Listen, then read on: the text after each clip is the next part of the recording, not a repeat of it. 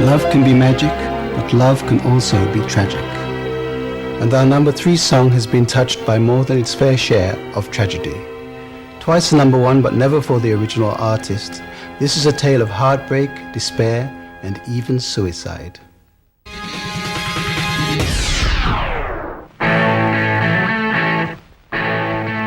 Badfinger were an English band signed to Apple in 1968. Written for and produced by Paul McCartney, their sound was often said to be Beatlesque. The Beatles also used them at recording sessions down at Abbey Road.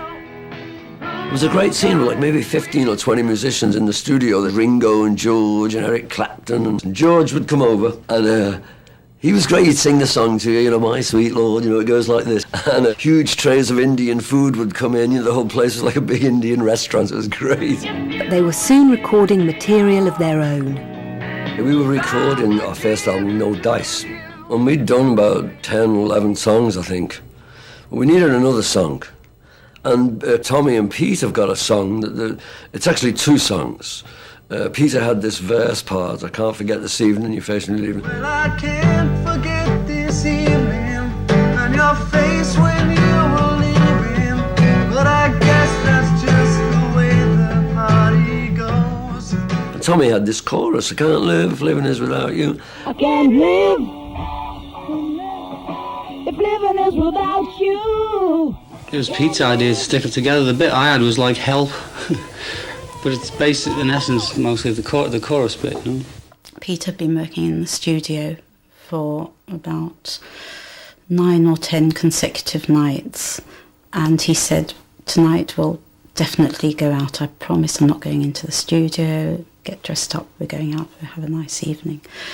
And just as we got to the front door, Tommy popped his head round and said, I've got an idea for a song.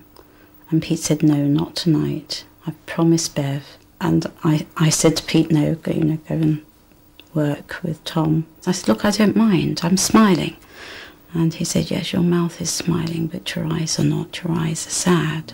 You always smile, but in your eyes your sorrow shows. Yes, it shows. When he played it to me, I sat there with tears pouring down my face because it was so beautiful. It's only fair that I should let you know what you should know. We got in the studio and we were doing it, and I said, I don't like this, it's too corny, I really didn't like it. I can't live if living is without you. And we recorded it, and we forgot all about it, really. We didn't think it was one of the strongest songs on the record. We really didn't think about that. It was just a little love song on the end of the record. And so about 6 months later, maybe a year later, we're up in Air Studios, and Harry Nilsson come walking in. Everybody's talking at me. Harry Nilsson was most famous at this point for this hit from Midnight Cowboy. And he introduced himself. My name's Harry Nilsson, and I wonder if you'd do me a favour. We've just done a mix on a song that we've recorded. We'd like to play it to you. We'd like to get somebody's, impression of what they think. And he plays it, and it starts off with a little piano there, ding, ding, ding. And then Without You came on. No, I can't forget this evening or your face as you were leaving. And it's a huge production out of it. He'd made a big, like a motion picture or something. We couldn't believe it. It sounded amazing, really. I can't forget tomorrow when I think of all my sorrow. Well, I had you. The American singer first heard the song at a party and took it straight to his record producer. Harry wanted to do a demo of it with him playing piano. Now, he had a very unique piano playing style, very limited, but very kind of, functional. Can't live if living is without you. I mean, it was moving, and it was a moment. He wanted that to be the record. Finally, it was like literally pulling teeth to get him to say, look, the musicians are coming tonight, and I want to cut a track on Without You. If you don't like it, we'll go back to the piano vocal demo, but we must at least cut the track. Now it's only fair that I should let you know what you should know. Right from the very first take, it was goosebump time.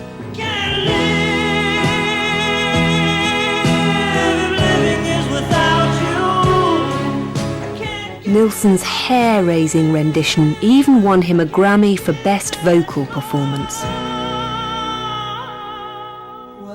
It was huge for him. Like I say, it won Tommy, his version of it, won Tommy and Pete an Ivor Novello Award in England.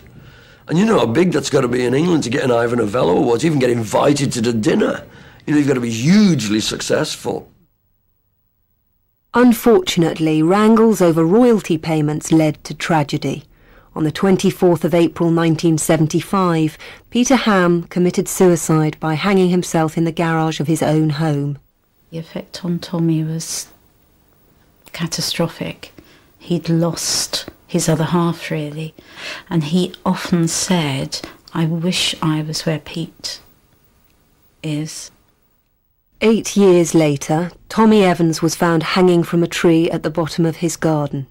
In another twist of tragic fate, recovering alcoholic Harry Nilsson had just returned to songwriting after a break of 13 years when he died of a heart attack in 1994.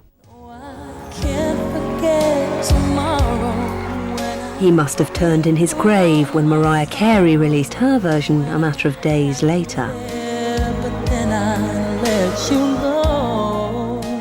It wasn't obviously until Mariah Carey had a hit with it that all of a sudden my daughters were just, they were so thrilled. They couldn't believe this song had been written for their mother.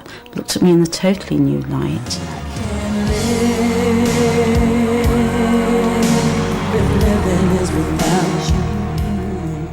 In 2 words, what I thought of the Mariah Carey version of Without You was not much.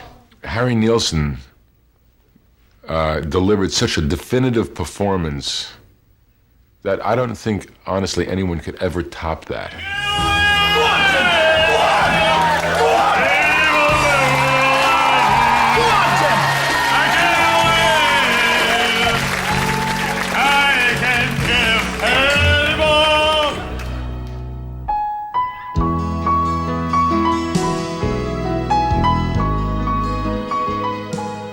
It's a beautiful song, and I try to enjoy it for what it is and for what it